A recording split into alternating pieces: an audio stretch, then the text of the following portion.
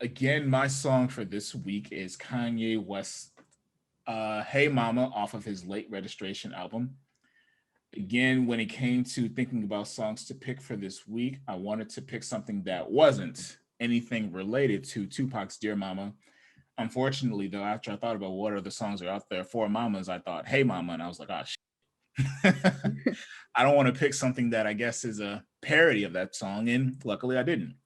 This song is very, very soulful. It has a very joyous, celebratory, I guess. I was thinking aesthetic, but aesthetic isn't actually word that can go with music, I don't think. I don't know. But it really, when I listened to it, and when I listened to it for the first time, it felt very positive. It was something that I don't think I expected from the album itself. I mean, I knew that at the time Kanye West loved his mom, but I don't think I was expecting such a very happy, positive song to be what probably was at the rising climax of the album. It was just very innocent and wholesome. And that's what I think came to mind for me when I recommended it for our show for today.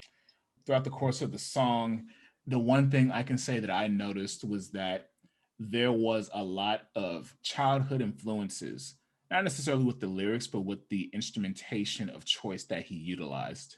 Within, I think, probably the first verse, you're hearing the la la la la la la la la la la la la la. And for me, it reminded me of how nostalgic it could be hearing that sound because, of course, you're hearing it from like some of the nursery toys that you often would play with. It's either in your crib with whatever those dangly things are that kind of circle around. And you know what that's called, Anna? I don't remember. Mobiles. Yes, that's what they were called, mobiles. I never knew that. Thank you. And just really being a baby or an infant or a child and hearing that sound brought you comfort. And more likely than not, the person who would sing the la la la's while they're holding you or nursing you or trying to comfort you, your mom. I personally still to this day, I am 31 and I am only now becoming a little more comfortable saying the word mom. I still call my mom mommy most of the times. That's just me. Grown ass man here calling his mom mommy, but I'm not ashamed of it. And that's what I also liked about the song too. Kanye does not hold back how much love, adoration, and respect he has for his mother. When I listen to the lyrics of the song, it kind of reminds me of how a mother often tries to praise her child, but for this song in particular, it's the inverse. I think at the time, Kanye was really proud of his mom for getting her doctorate, going through school, and doing it again in her adult life when she didn't really have to do anything. I mean, you just made one of the most popular rappers of our generation who is becoming successful, who is doing so much when it comes to crafting songs for old artists and new artists alike, creating his own body of work. And she could just sit back and kick her feet up and just say, look, this is what I did. But she went out and decided to accomplish more for herself. And that was something that I think was really cool to see Kanye really do a tribute for, giving praise to somebody who went out of her way to, of course, not only provide it because that's her son, but do it because of how much unconditional love she has for him. And it's not often that we get to see that type of praise within hip hop rap. For the most part, a lot of rap songs can be a bit braggadocious, of different acclaim, different statuses, different things that they've acquired. But in this song in itself, it was almost like it was positive braggadocio about how much of a good parent he had. He even starts off the song saying, I'm gonna tell you about my mama if y'all don't mind. And who knows Kanye West to be polite? He asked for permission to brag about his mom. Again, you don't get two of those things that often within hip hop and rap music. Somebody who is politely asking for your respect to listen and hear about the praise he's going to give, and especially to a woman. I'm just saying, Money, Cars, Hoes was one song, I think, by Ja Rule, Jay-Z. And then Jay-Z just came out and said that he regrets the song Big Pimpin'. You don't get artists who often have that level of insight to say, hey, I'm going to take a moment to actually say something positive about a strong, powerful woman figure in my life, my mother. Again, Tupac did put out Dear Mama. Like, Tupac. Coming back damn to it. I Tupac. thought I was giving a hot take. But no, I feel like that has been a part of hip hop for quite some time. Kanye West did not ever come out with that type of presentation to listeners, to the fans. He was like, look, I'm this guy who likes varied things. I'm an alternative guy, if you will, a hipster guy, if you will. And yeah, I love my mom. Grew up in the hood, and this is who she was for me. That she was my idol. She was my role model. She was so many things for me and more. And this is the love that I have for her. So that is a hot take. Yeah. No tough guys, just a normal guy saying, yeah, I love my mom. Throughout the song, you can hear the level of devotion he has towards her, especially, I believe, within the second and third verses, where in the second verse, he more so talks about his dedication to why he wants to find success within his life so that he can showcase to her that everything that she put forth in terms of raising him wasn't in vain. One of the things that he kind of touches on was how she had encouraged him to go back to school and get his doctorate degree. And what, not sure, would have been fantastic to see if that would have occurred in a parallel reality. And Kanye did not take the advice. He continued to grind, he continued to hustle to become the person that he is today. And even before he became that person, she still unconditionally supported him and said, look, I'm still here. I still got your back. I still support you. And again, how often do you get that kind of relationship within music today? A lot of times when it comes to sometimes these teen stars or these young pop stars who get started into the entertainment or music fields, you may or may not run into a few parents who are very controlling and manipulative of what their children are making, earning, and also trying to find a way to exploit them in very heinous ways that capitalize off of their children's success. She did not. She wanted more for him, yes, but she also supported his decision to go after one of his passions. And again, how often do you get that from a parent? I feel like most times with parenting, you have to make a you have to make a really strong decision when it comes to supporting your child's dreams or asking them to be realistic. And yes, there's a nuance between those two, but I feel like most people try to go between the dichotomies of those two choices, either be realistic or shoot for your dreams. And for the most part, it's mostly be realistic. Not with her, though. And I think that's really cool and shows how much she really believed in him. I mean, again, how often do you get that? You could also say that that is what reinforced the drive as to why he worked so hard to become what he is today. This isn't going to be a Kanye West bashing episode because one could say that the amount of support that she gave him may have, I don't know, reinforced some narcissistic traits and tendencies. But hey, I mean, what are you supposed to do as a parent? Are you supposed to shit on your kid all the time, or provide them with real support and give them the confidence that they need to excel? I don't know what Donda West did or his father Ray West did when it came to rearing, and I'm not going to judge that. All I can say is, again, this song is about love and support from my mom, and it's really cool to kind of hear about. In the third verse itself, that's when we start kind of coming back to the typical rap tropes and stereotypes. Him talking about what he's going to buy her, what he's going to bestow upon her, whether it be a house, a G Wagon, nice necklace, rings. And again, it may be something that is typical, but again, going with the theme of the song and how much thought he's put into these lyrics, they're more so tokens of appreciation that, again, indicate that this is how hard I want to work, not just for my own success to feel as if I've made it, but to show you that all the work that you've put into me, into our relationship, and trying to make sure that I'm afloat. I want to show you that this is what I can provide for us, for you, because you deserve it. There's no man that you've ever put before me or above me. And again, how often can you really say that about certain relationships where parents are putting their partners before their child? She made a distinct decision to not do that. And it was one that worked out in his benefit. The other thing that really caught my ear was around the second or third verse, where they started to make not necessarily the la la la sounds, but more so nursery jingle sounds. I never really consciously noticed this for most of my life up until recently when I started to think about the song and really get into analyzing it. It's so comforting and relaxing. I honestly, at a certain point, after listening to this song a few times, wanted to go to sleep as if I was in my crib in my nursery and I felt safe and snug, like my mom was here or a mother figure was here or anybody who I felt I could receive maternal support from was here just comforting me. And again, I've had a long month and some change. I needed to hear that sound.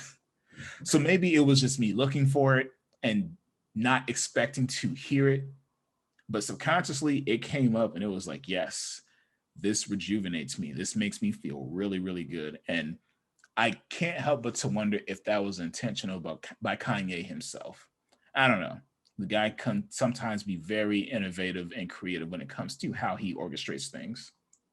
Of course, with it being Kanye, even though he is pretty confident and self assured, there are those moments where he is vulnerable enough to admit that there's some self doubt in terms of what he can continue to manifest for himself, what he can do to continue to prove his love towards her. And again, that goes back into the type of relationship they had because even if there is self doubt, she was there for him. She supports him. She wants to be there for him. I would go as far to say that if Kanye only became half of the success that he was, she'd still be proud of him. And that's something that I think is very powerful to say and maybe reconcile about relationships like this from celebrities who become very popular and maintain a very strong familial connection or parental support. What about you, Anna? I definitely had the same thought about the style of the song being kind of Mhm. like a nursery rhyme and then but also very soulful. It almost felt like I was like in church though at the same time. Like it was just Yeah. very joyful, very soulful, very positive. It reminded me of his song Family Business. Yeah, I forgot about, well, no, how could I forget about that? Yeah, I agree. Yeah, I love that song. This song I had never heard before though, and but it was like, oh, this is like a nice song, like Family Business. Like it's Yeah. another nice song that he wrote. And I had always like heard that he had a close relationship with his mom. It made me kind of sad because I guess not to get too much into Kanye because I really don't know a lot about him, but just mental health wise, it seemed like there's a huge decline after she passed away. Where like he has like a more severe mental illness. So I think it's always been present, just kind of like not, Yeah. hadn't really manifested Yeah. as much until later in life. And I think that when his mom passed away, it definitely accelerated. A little insight for the listeners and you, Anna. Originally, when I was thinking about songs for Mother's Day, I went to his 808s and Heartbreak album, and I was gonna choose one of the saddest songs on there, but I was like, yeah, don't think that would be appropriate. I actually have found like some when I was looking for my song, I found some sad songs too, and I was like, wait a minute, nah, we don't. I mean, there's no, you definitely want to acknowledge there are a lot of people whose moms have passed away, and Mother's Day, I think is always going to be a reminder, But I do think that most people would try to think of like the positive memories and happy memories. I don't know if anyone if their mom passed away, they'd want to sit and listen to a sad song about it, but I don't know. Some people do find that therapeutic, but For the people who are curious, my other choice would have been Coldest Winter, the last song on the 808s and Heartbreak album. Anna, check it out when you can. But again, satisfied. I'll have to check it out. I never heard of that. So I'm assuming that's after she passed away. Mm-hmm. That's yeah. Uh, it would be interesting contrast from this song, but I don't know. I'll check it out. Definitely will.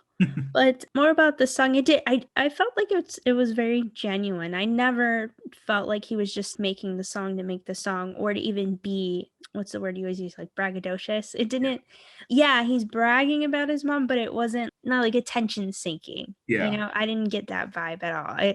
I felt that it was very genuine, and then plus it's just like widely known how much he loved his mom. So you're like, Mhm. oh yeah, this makes sense. Kind of make a song about his Yeah. mom. And I don't know, it also felt like he was very, like, open too about the relationship, and he gives you a little bit of their history, like, things that I didn't know about his life. 'Cause, anyone can just make a song about their mom and just be like, "Oh, she loves me," and whatever, but he provides specific examples of behaviors and yeah, like behaviors that showed that she loved him. which is important because another thing when we're talking about mother figures and moms, I mean, there's a lot of people out there whose moms, tend to be more on the narcissistic side, and Mhm. words, thoughts, actions, behaviors don't always match up. And for a kid, that's confusing. But for Kanye, like you said, he has a very high self-esteem. So you can see that his mom did not attribute to a low self-esteem. She did not confuse him with her feelings for him. And that's to get in, a little bit more in depth with like our mental health conversation for today and for this topic. I think that's important for any, like you said, maternal figure, just parent in general, to make sure that their child is not confused by how they feel about them, that they love them unconditionally. And so, like, narcissism is an example I use because with narcissistic parents, then the love is conditional. It's what can you do for me? Or, what sort of attention can I get for your existence as being my child? But I don't get that vibe with Kanye when he's talking about his mom. Seems One, like she's genuine. yeah, one of the like most innocent lines in the song that I didn't really think I was going to talk about, but really sounded very wholesome and speaks to this was how he said, and I think the first verse, famous homemade chicken soup. Can I have another bowl? Like, moms nourish their kids. You know it. You know it. I know it. Listeners, you guys know it. For the most part, a maternal figure that is strong in your life. She was trying to make sure that you are good physically. Did you eat? How much did you eat? Take your vitamins? You drinking water? When was the last time you ate? Did you skip a meal? You better go in the kitchen and get something to eat. Like, just hearing that made me think, well, yeah, there are really good, strong parental guardian figures who, again, for the small stuff that you overlook, this is what they're thinking about in terms of your health, trying to make sure that you're good. And it's so cool and nice to think about because, like Anna was saying, it's a part of a positive behavior, a chain of behaviors that demonstrates consistency. And people, as much as we sometimes fall away from consistency, we really enjoy consistency, especially when it comes from other people. Yeah, and especially like kids. Kids need consistency, they need structure, they need to know that they're safe, right? And so part of that is that, like you said, someone who has that maternal instinct, whether they are a biological mom or any other type of family member, relation, friend, family friend, it doesn't matter. A kid is going to appreciate and love and respect anyone, any adult that is consistent about making sure that they're safe and they're cared for and that their needs are being met, you Mm-hmm. know because not every because and Kanye doesn't talk about that either. He doesn't talk about like all of the things that his mom like bought him, or the things she took him to do, or not really anything material. It's more about the support that she provided and like how he knows that she loves him. Mm-hmm. And I think that's what's important with Yeah. parenting. I only learned recently, and that's because Kanye had became more vocal about the things she did for him. She was an English professor, I believe, and there would be certain points where she would have to move to, of course, work at different colleges. I think at one point they moved to either Japan or China, and he just got so much exposure to different cultures too, which is why he's so eclectic when it comes to his clothing style, his music taste.